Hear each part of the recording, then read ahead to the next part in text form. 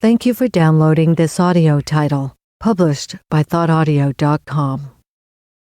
The Mark on the Wall, an excerpt from Monday or Tuesday, written by Virginia Woolf, 1917. Narrated by Michael Anthony Scott. Produced by thoughtaudio.com. Perhaps it was the middle of January in the present year that I first looked up and saw the mark on the wall. In order to fix a date, it is necessary to remember what one saw.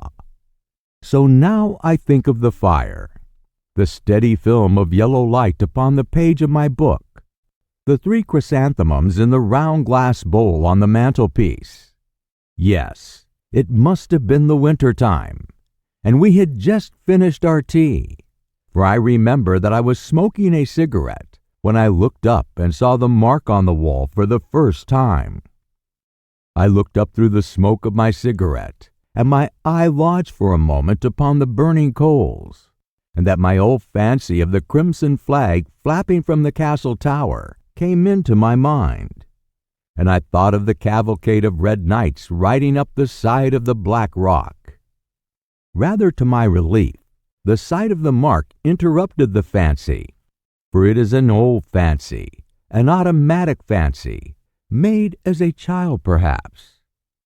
The mark was a small round mark, black upon the white wall, about 6 or 7 inches above the mantelpiece. How readily our thoughts swarm upon a new object, lifting it a little way, as ants carry a blade of straw so feverishly, and then leave it. If that mark was made by a nail, it can't have been for a picture. It must have been for a miniature, the miniature of a lady with white powdered curls, powder-dusted cheeks, and lips like carnations. A fraud, of course, for the people who had this house before us would have chosen pictures in that way, an old picture for an old room. That is the sort of people they were, very interesting people, and I think of them so often, in such queer places, because one will never see them again, never know what happened next. They wanted to leave this house because they wanted to change their style of furniture, so he said, and he was in the process of saying that in his opinion, art should have ideas behind it, when we were torn asunder, as one is torn from the old lady about to pour out tea, and the young man about to hit the tennis ball in the back garden of the suburban villa, as one rushes past in the train. But as for that mark, I'm not sure about it. I don't believe it was made by a nail after all. It is too big, too round for that. I might get up, but if I got up and looked at it, 10 to 1, I shouldn't be able to say for certain. Because once a thing's done, no one ever knows how it happened. Oh dear me, the mystery of life, the inaccuracy of thought, the ignorance of humanity, to show how very little control of our possessions we have. What an accidental affair this living is after all our civilization. Let me just count over a few things lost in one's lifetime, beginning, for that seems always the most mysterious of losses. What cat would gnaw? What rat would nibble? 3 pale blue canisters of bookbinding tools. Then there were the bird cages, the iron hoops, the steel skates, the Queen Anne coal scuttle, the bagatelle board, the hand organ. All gone, and jewels too. Opals and emeralds, they lie about the roots of turnips. What a scrapping paring affair it is, to be sure. The wonder is that I have any clothes on my back, that I sit surrounded by solid furniture at this moment. Why, if one wants to compare life to anything, one must liken it to being blown through the tube at 50 miles an hour, landing at the other end without a single hairpin in one's hair, shot out at the feet of God entirely naked, tumbling head over heels in the asphodel meadows like brown paper parcels pitched down a chute in the post office, with one's hair flying back like the tail of a racehorse. Yes, that seems to express the rapidity of life, the perpetual waste and repair. All so casual, all so haphazard.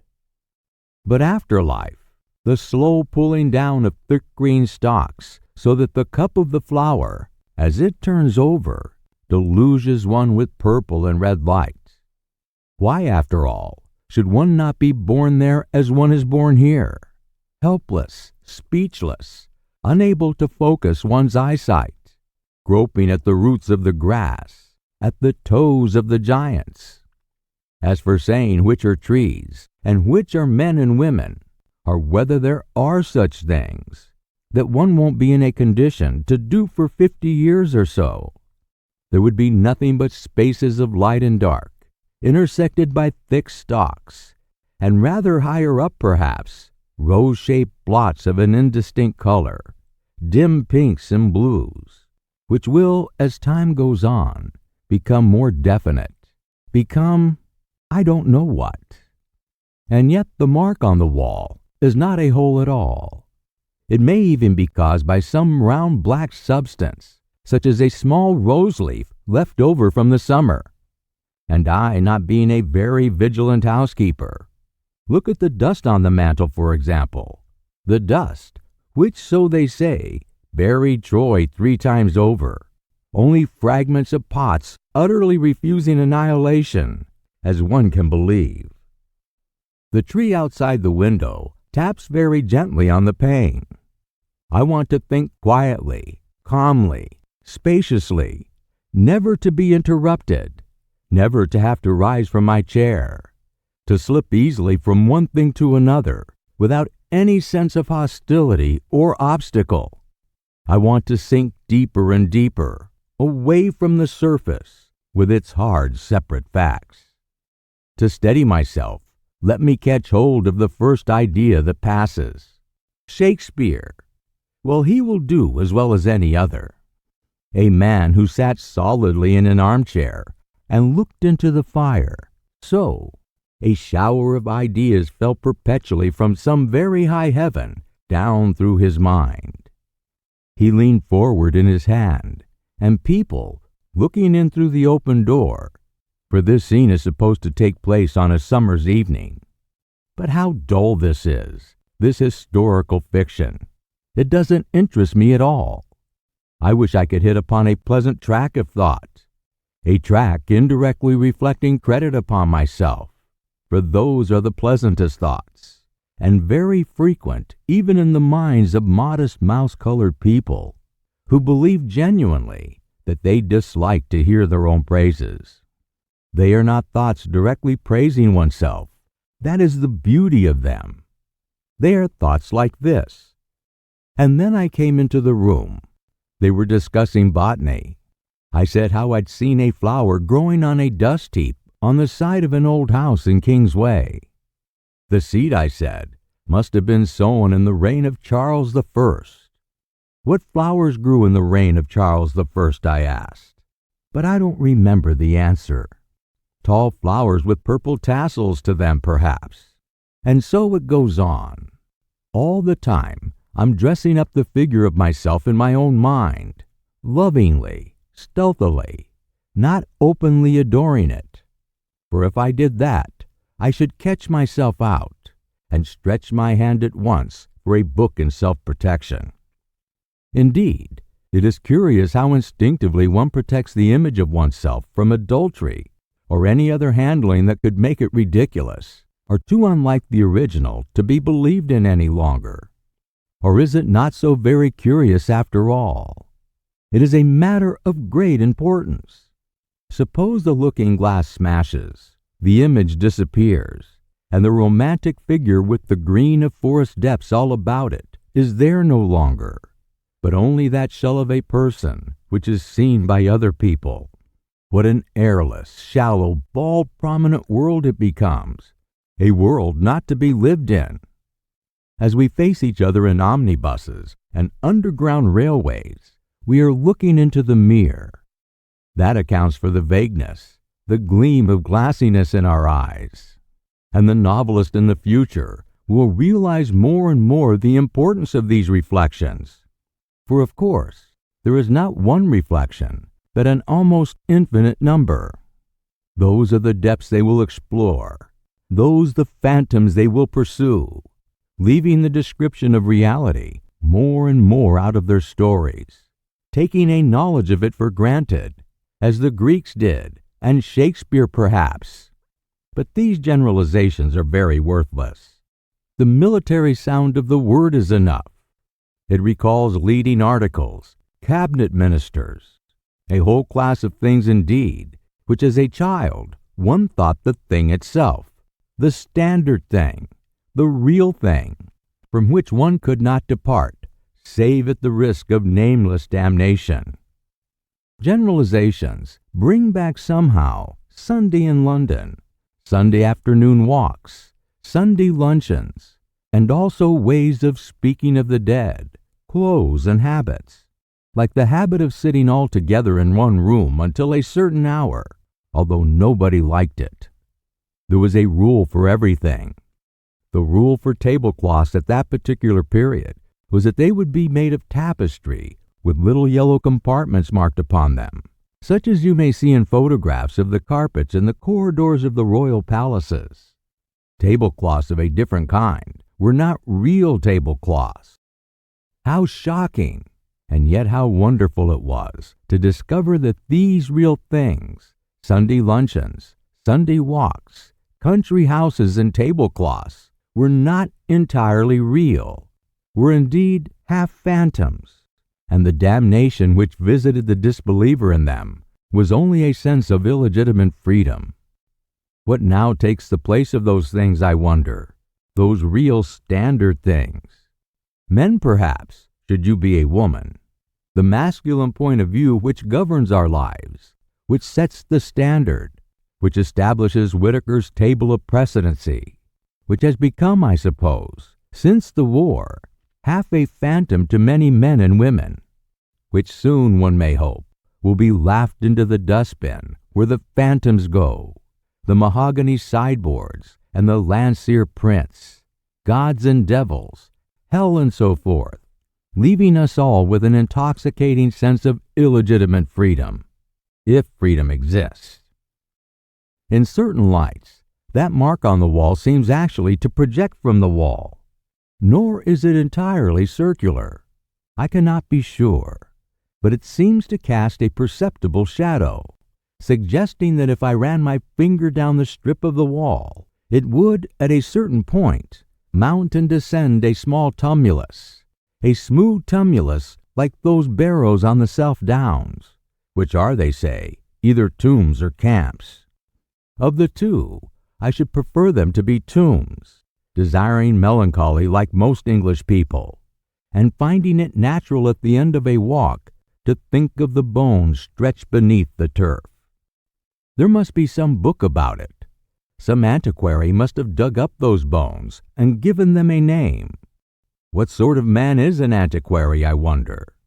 Retired colonels for the most part, I dare say, leading parties of aged laborers to the top there, examining clods of earth and stone, and getting into correspondence with the neighboring clergy, which, being opened at breakfast time, gives them a feeling of importance. And the comparison of arrowheads necessitates cross-country journeys to the county towns, an agreeable necessity both to them and to their elderly wives, who wish to make plum jam or to clean out the study, and have every reason for keeping that great question of the camp or the tomb in perpetual suspension, while the colonel himself feels agreeably philosophic in accumulating evidence on both sides of the question.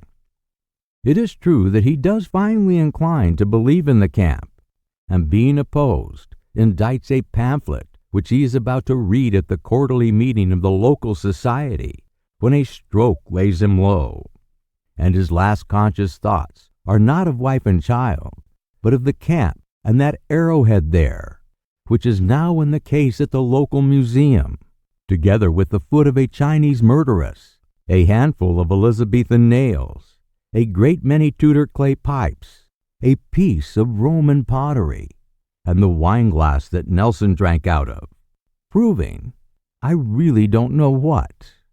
No, nothing is proved, nothing is known. And if I were to get up at this very moment and ascertain that that mark on the wall is really, what shall we say, the head of a gigantic old nail, driven in 200 years ago, which has now, owing to the patient attrition of many generations of housemaids, revealed its head above the coat of the paint, and is taking its first view of modern life in the sight of a white-walled, firelit room. What should I gain? Knowledge, matter for further speculation. I can think sitting still as well as standing up. And what is knowledge? What are our learned men, save the descendants of witches and hermits, who crouched in caves and in woods brewing herbs, interrogating shrew mice, and writing down the language of the stars? And the less we honor them as our superstitions dwindle, and our respect for beauty and health of mind increases. Yes, one could imagine a very pleasant world, a quiet, spacious world, with the flowers so red and blue in the open fields, a world without professors, or specialists or housekeepers with profiles of policemen, a world which one could slice with one's thought, as a fish slices the water with his fin, grazing the stems of the water lilies, hanging suspended over a nest of white sea eggs. How peaceful it is down there, rooted in the center of the world, and gazing up through the gray waters with their sudden gleams of light and their reflections. If it were not for Whitaker's Almanac, if it were not for the table of precedency. I must jump up and see for myself what the mark on the wall really is. A nail, a rose leaf, a crack in the wood. Here is nature once more at her old game of self-preservation. This train of thought, she perceives, is threatening mere waste of energy, even some collision with reality. For who would ever be able to lift a finger against Whitaker's table of precedency? The Archbishop of Canterbury is followed by the Lord High Chancellor. The Lord High Chancellor is followed by the Archbishop of York. Everybody follows somebody. Such is the philosophy of Whitaker. And the great thing is to know who follows whom. Whitaker knows, and let that, so nature counsels, comfort you instead of enraging you. And if you can't be comforted, if you must shatter this hour of peace, think of the mark on the wall. I understand nature's game, her prompting to take action as a way of ending any thought that threatens to excite or to pain. Hence, I suppose, comes our slight contempt for men of action, men we assume who don't think. Still, there's no harm in putting a full stop to one's disagreeable thoughts by looking at a mark on the wall. Indeed, now that I have fixed my eyes upon it, I feel that I have grasped a plank in the sea. I feel a satisfying sense of reality, which at once turns the two archbishops and the Lord High Chancellor to the shadows of shades. Here is something definite, something real. Thus, waking from a midnight dream of horror, one hastily turns on the light and lies quiescent, worshipping the chest of drawers, worshipping solidity, worshipping reality, worshipping the impersonal world, which is a proof of some existence other than ours. This is what one wants to be sure of. Wood is a pleasant thing to think about. It comes from a tree, and trees grow, and we don't know how they grow. For years and years they grow, without paying any attention to us, in meadows, in forests, and by the side of rivers, all things one likes to think about. The cows swish their tails beneath them on hot afternoons. They paint rivers so green that when a moorhen dives, one expects to see its feathers all green when it comes up again. I like to think of the fish balanced against the stream like flags blowing out, and of water beetles slowly raising domes of mud upon the bed of the river. I like to think of the tree itself. First, the close, dry sensation of being wood, and then the grinding of the storm, then the slow, delicious ooze of sap, I like to think of it, too, on winter nights standing in the empty field, with all leaves close furled, nothing tender exposed to the iron bullets of the moon, a naked mast upon an earth that goes tumbling, tumbling, all night long. The song of birds must sound very loud and strange in June, and how cold the feet of insects must feel upon it, as they make laborious progresses up the creases of the bark, or sun themselves upon the thin green awning of the leaves, and look straight in front of them with diamond-cut red eyes. One by one, the fibers snap beneath the immense cold pressure of the earth. Then the last storm comes, and falling, the highest branches dive deep into the ground again. Even so, life isn't done with. There are a million patient, watchful lives still for a tree, all over the world, in bedrooms, in ships, on the pavement, dining rooms, where men and women sit after tea, smoking cigarettes. It is full of peaceful thoughts, happy thoughts, this tree. I should like to take each one separately, but something is getting in the way. Where was I? What has it all been about? A tree, a river, the downs, Whitaker's Almanac, the fields of asphodel. I can't remember a thing. Everything's moving, falling, slipping, vanishing. There is a vast upheaval of matter. Someone is standing over me and saying, "I'm going out to buy a newspaper." Yes, though it's no good buying newspapers. Nothing ever happens.